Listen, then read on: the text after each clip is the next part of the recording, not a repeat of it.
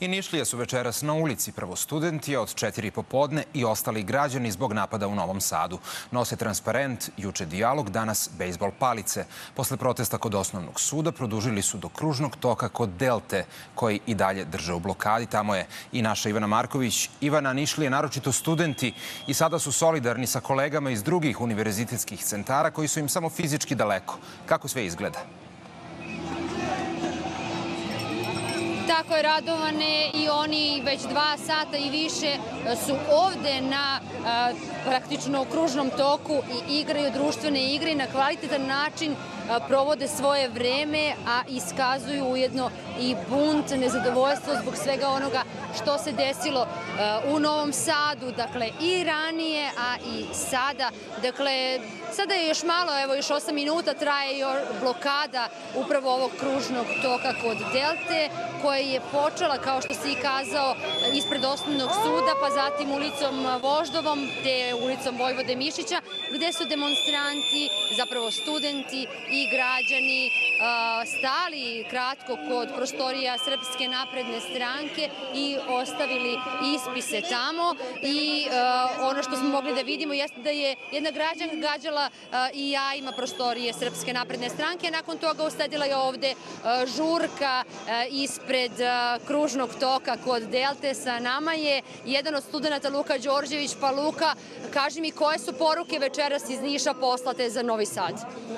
Ovako, naša glavna poruka večeras jeste velika podrška za sve studente koji su pretrpeli nasilje na ovim blokadama, a posebno za koleginicu iz Novog Sada koja je sinoć prebijena palicom i ostali kolege koji su takođe napadnuti. Šaljemo veliku podršku i mi smo tu za vas. Kako uspete da pucate prstima i da ovoliki broj ljudi bukvalno pozovete na ulice? Studenti su besni, studenti su spremni za borbu, naša energija ne pada.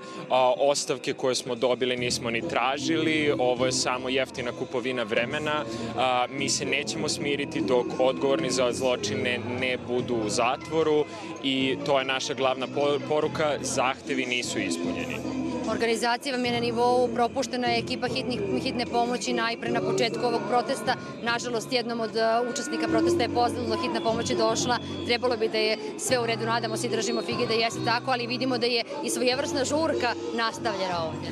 Naravno, naš glavni apel je solidarnost i mi smo ljudi, pre svega i studenti, i u svakom trenutku, ako je za to postoji potreba, propustit ćemo vozilo hitne pomoći.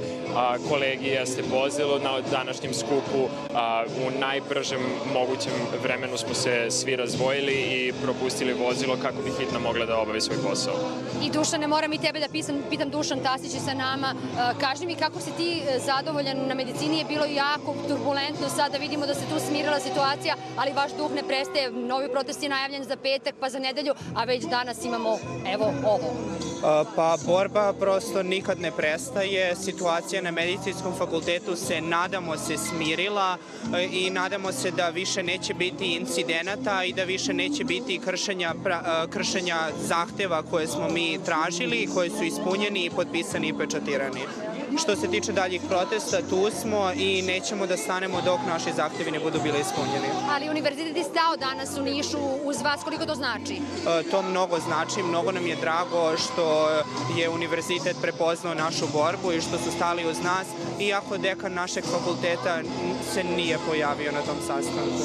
Mnogo hvala. Dakle, čuli ste kružni tok kod Delte, i dalje ima ljudi, iako bi trebalo već sada za 4 minuta da sve ovo prestane. Dakle, čuli ste, jedna od prepoznatljivih pesama je sada u toku i žurka uz bliceve ovde i dalje traje. Radovane.